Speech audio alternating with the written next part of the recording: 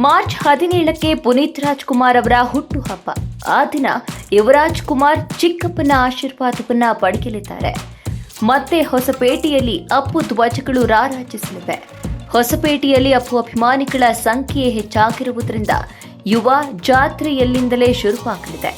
ಆ ದಿನ ಕಟ್ಟೆಚ್ಚರ ವಹಿಸುವ ಅಗತ್ಯವೂ ಕೂಡ ಇದೆ. ಮಾರ್ಚ್ 28ಕ್ಕೆ ಯುವ ಬಿಡುಗಡೆಯಾಗ್ತಾ ಇದ್ದು, ಆ ದಿನ ಚಿತ್ರತಂಡ ರಾಯರ ದರ್ಶನವನ್ನ ಮಾಡಲಿದೆ. ಮಾರ್ಚ್ 24ರ ಶನಿವಾರ ಸಂಜೆ ಹೊಸಪೇಟೆಯಲ್ಲಿ ಯುವ ಸಿನಿಮಾ ತಂಡ ಅಪ್ಪು ಅಭಿಮಾನಿಗಳನ್ನ ಭೇಟಿ ಮಾಡಲಿದೆ. ಅಲ್ಲೊಂದು ಅದ್ದೂರಿ ವೇದಿಕೆಯೇ ಸೃಷ್ಟಿಯಾಗಲಿದೆ.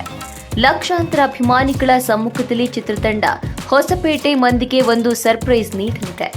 ಪುನೀತ್ ರಾಜ್ಕುಮಾರ್ ಅವರನ್ನ ಯುವರಾಜ್ ಕುಮಾರ್ ಅವರಲ್ಲಿ ಕಾಣುತ್ತಿರುವ ಅಭಿಮಾನಿ ದೇವರುಗಳು ಈ ದಿನ ಹೆಚ್ಚಿನ ಸಂಖ್ಯೆಯಲ್ಲಿ ಸೇರುವುದರಿಂದ ಬಿಗಿ ಭದ್ರತೆಯನ್ನ ಒದಗಿಸಲಾಗ್ತಾ ಇದೆ.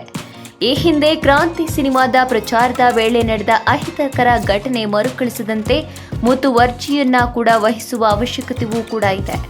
2022ರ ಡಿಸೆಂಬರ್ 18ರಂದು ಕ್ರಾಂತಿ ಸಿನಿಮಾ ತಂಡ ಹೊಸಪೇಟೆಗೆ ಆಗಮಿಸಿತ್ತು. ಕ್ರಾಂತಿ ಸಿನಿಮಾದ ಬೊಂಬೆ ಬೊಂಬೆ ಹಾಡಿನ ಬಿಡುಗಡೆ ಕಾರ್ಯಕ್ರಮವನ್ನ ಹೊಸಪೇಟೆ ನಗರದಲ್ಲಿ ಹಮ್ಮಿಕೊಳ್ಳಲಾಗಿತ್ತು. ಈ ವೇಳೆ ಕೆಲವು ವಿಕೃತ ಮನಸ್ಸಿನ ವ್ಯಕ್ತಿಗಳು ದರ್ಶನ್ ಅವರತ್ತ ಚಪ್ಪಲಿಯನ್ನ ಎಸೆದಿದ್ರು. ಆದರೆ ಆ ಸಮಯದಲ್ಲಿ ದರ್ಶನ್ ನಡೆದುಕೊಂಡ ರೀತಿ ಮತ್ತು ಅವರ ತಾಳ್ಮೆಯನ್ನ ಇಡೀ ರಾಜ್ಯವೇ ಮೆಚ್ಚಿಕೊಂಡಿತು. ಆದರೆ ದರ್ಶನ್ ಅವರ ಅಭಿಮಾನಿಗಳ ಮನಸ್ಸಿಗೆ ಈ ಘಟನೆ ತುಂಬಾ ನೋವುಂಟು ಮಾಡಿತು. ಈ ರೀತಿ ಒಬ್ಬ ಸೂಪರ್ ಸ್ಟಾರ್ಗೆ ಅವಮಾನ ಮಾಡುವುದು ಸರಿಯಲ್ಲ ಅಂತ ಫ್ಯಾನ್ಸ್ ಆಕ್ರೋಶವನ್ನ ಹೊರಹಾಕಿದ್ರು. ಇಡೀ ಚಿತ್ರರಂಗವೇ ಈ ಘಟನೆಯನ್ನ ಖಂಡಿಸಿತು.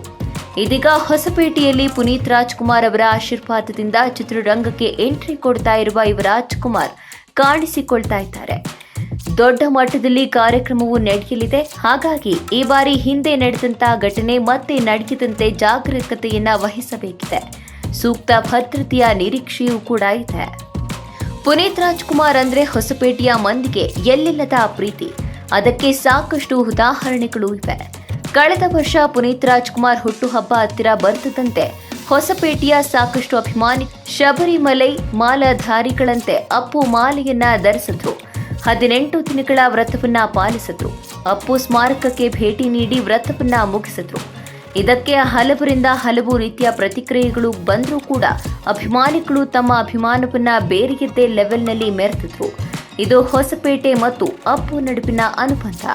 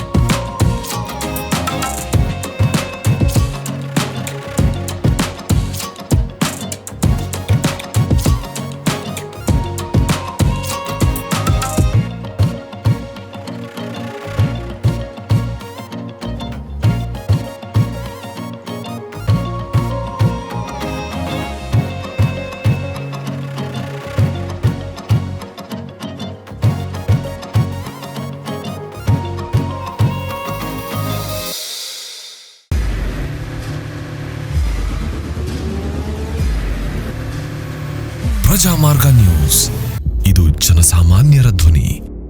ನಮಸ್ಕಾರ.